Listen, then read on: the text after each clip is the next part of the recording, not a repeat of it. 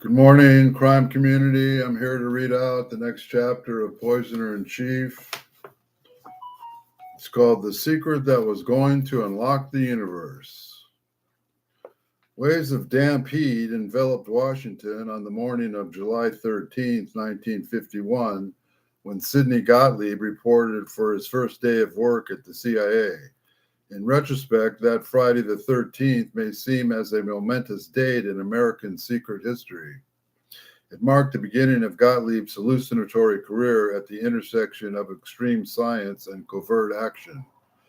Do you know why they recruited you? Gottlieb was asked during a deposition decades later.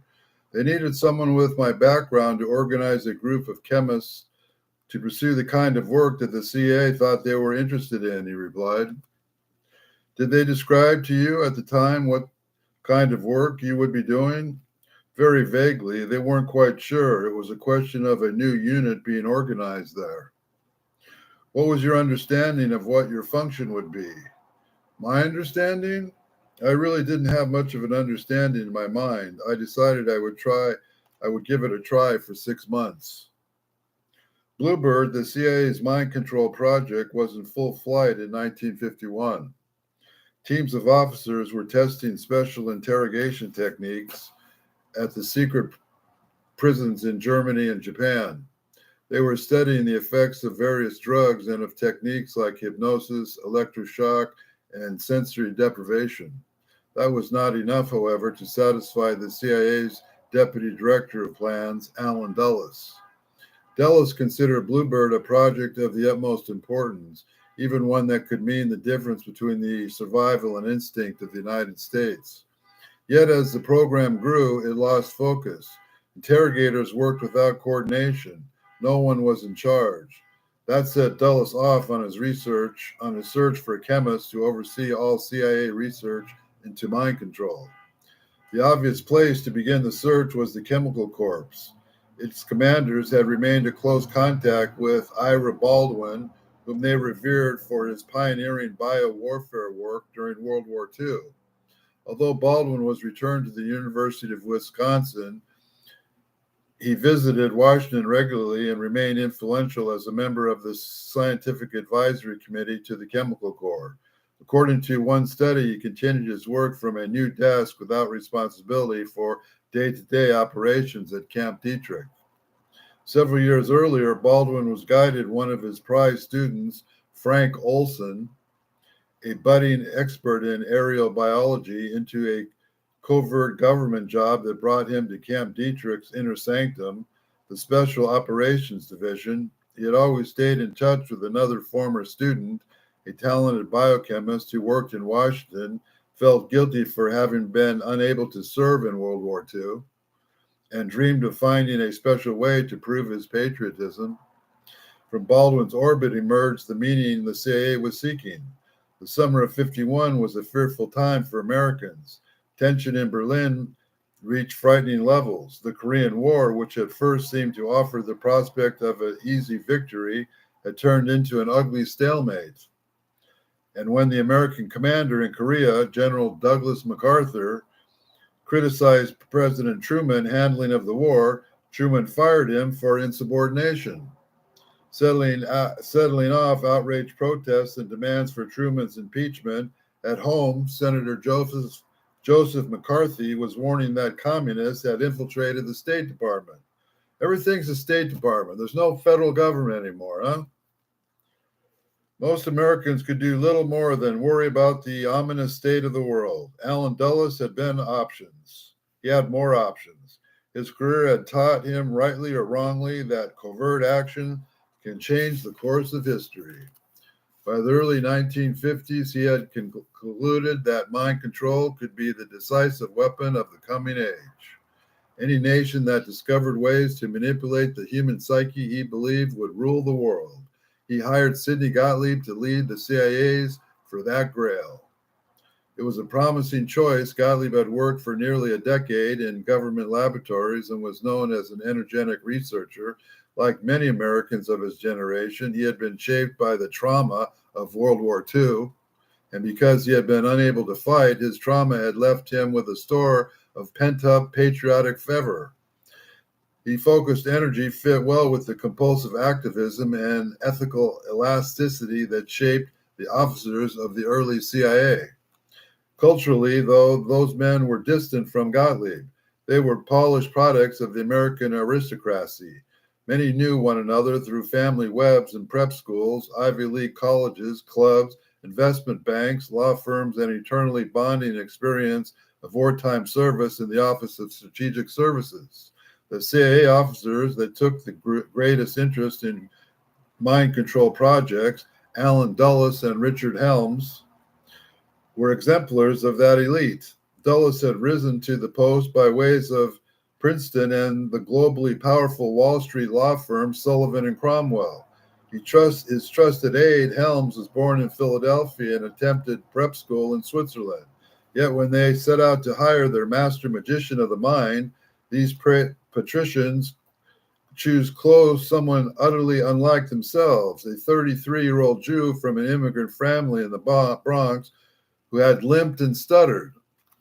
The gap between them extended to private life. Dulles and Helms were gregarious figures in the Georgetown cocktail party circuit, as men of their station were expected to be. Gottlieb was strangely, even startlingly different. He and his family lived in an isolated cabin and grew much of their own food. It's pretty amazing, one of his former colleagues later mused. In many ways, Sid was at the forefront of the so-called counterculture before anybody knew there was going to be one. Boy, these guys can sure predict the future, can't they? Gottlieb's unusual style of life was not the end of his oddness. He confessed to the CIA psychologist assigned to screen him, John Kinzer, that he had been a socialist in college. Kinzer assured him that youthful flirtation with the left would not disqualify him. Their interview then turned to a more personal matters. Gottlieb mentioned the search inner meaning that was already beginning to shape his life. Afterward, Kinzer wrote that the young scientist had a real problem to find a spiritual focus, having gone away from Judaism. The director of Central Intelligence, Walter Bedell Smith, had the final say on Gottlieb's hiring. But in many matters related to covert operations, he deferred to Dulles. When the time came to Dulles to choose the American scientist best qualified to shape his mind control program, he reached far beyond his social economic class. Yet as he could not miss the fact that fate had dealt him and Gottlieb one similar blow. Dulles had also been born with a club foot. His condition was not as serious as Gottlieb's.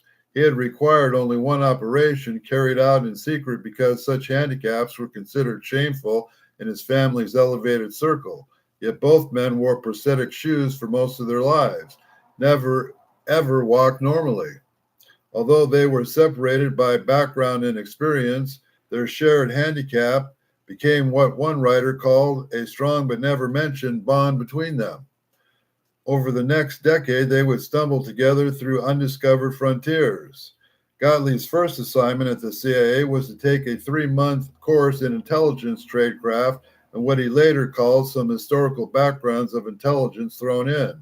After completing it, he set out to educate himself further. He learned all he could about CIA research into chemical techniques of mind control, which he found promising but scattered. Dulles and Helms were impressed. They saw in Gottlieb precisely the combination of zeal and creative imagination that they considered essential if Bluebird was to realize its full potential. Soon after hiring him, they rewarded him with an official title, Chief of the newly formed Chemical Division of the Technical Services Staff. The TSS was responsible for developing, testing, and building the tools of espionage, and Chemical Division was Gottlieb's to shape as he wished. Dulles gave Gottlieb more than a title that summer. He had already concluded that Bluebird was not wide-ranging or comprehensive enough. Now in Gottlieb, he had someone able to invigorate it. And August 12, 1951, he directed the Bluebird be expanded, intensified, and centralized. He also gave it a new name, Artichoke. Supposedly, he chose that name because artichokes were his favorite vegetable. Some later researchers guessed that it actually referred to a colorfully myrtleless New York gangster known as Artichoke King. Whatever the source is, whatever the source of its name, Artichoke quickly summoned its predecessor projects and became Gottlieb's power base. Dulles acted from a position of growing strength just 3 days after launching Artichoke. He was promised to the second-ranking job at the CIA, Deputy Director of Central Intelligence. That ensured protection and support for mind control experiments at the highest level of American power. The first directive sent to Artichoke team suggested that the project's extreme nature. One recommends the interrogations be carried out in safe house or quote-unquote safe area, with an adjoining room for recording devices, transformers, etc., and a bathroom because occasionally the Artichoke technique produces nausea, vomiting, and other conditions which make bathroom facilities essential. Another says that Artichoke techniques may be used at any stage of interrogation, either as a starting point or the obtaining of information, or the last resort when all or nearly all of the attempts of obtaining information have failed, or when a subject is completely recalcitrant or particularly stubborn. Our principal goal, says a third directive, remains the same as it was in the beginning of the investigation of drugs and ego control and volunteer activities, i.e., can willfully suppress information by elicited through drugs affecting higher nervous systems? If so, what agents are better for the purpose? A fourth memo reported the drugs are already on hand and new ones are being produced that can destroy integrity and make indiscreet and most dependable individual. CIA officers and their partners of the Army Special Operations Divisions were already testing a variety of drugs on prisoners in Germany and Japan. Beginning in 1951, they also carried out an extended series of experiments of a black site inside Fort Clayton in the Panama Canal Zone. The first subject was a prisoner called Kelly, who in reality was a young Bulgarian politician named Dmitry Dmitriev. He had shared information with the CIA, but the CIA handlers came to suspect that he was considering shifting his loyalty to the French intelligence service. To prevent that, they arranged to have him kidnapped and thrown into a Greek prison, the kind of operation that would be called extraordinary rendition. After torturing him for 6 months, his Greek interrogators concluded that he knew no secrets. They returned him to the CIA, which shipped him to Fort Clayton.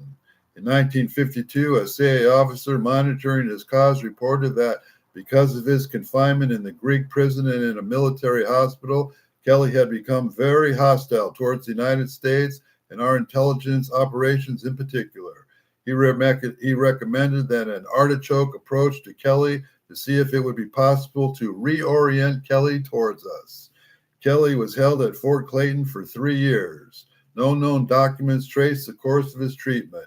Years later in the United States, he tried to interest Parade magazine in his history, but the CIA scuttled the article by telling editors he was an imposter who was disreputable, unreliable, and full of wild stories about the CIA. The experiments performed on Kelly, like those performed on expendables in Washington, in Germany, and Japan, produced no worthwhile results and brought the CIA no closer to any of the discoveries it hoped to make. That did not discourage Dulles. He had convinced himself not only that mind control techniques existed, but that the communists had discovered them, and that this period of mortal threat to the rest of the world, Artichoke was the answer. We're going to end here and continue this long chapter tomorrow into the techniques of the CIA. If you think I'm speaking any truth here, I'd like to earn your subscription, and God bless the families.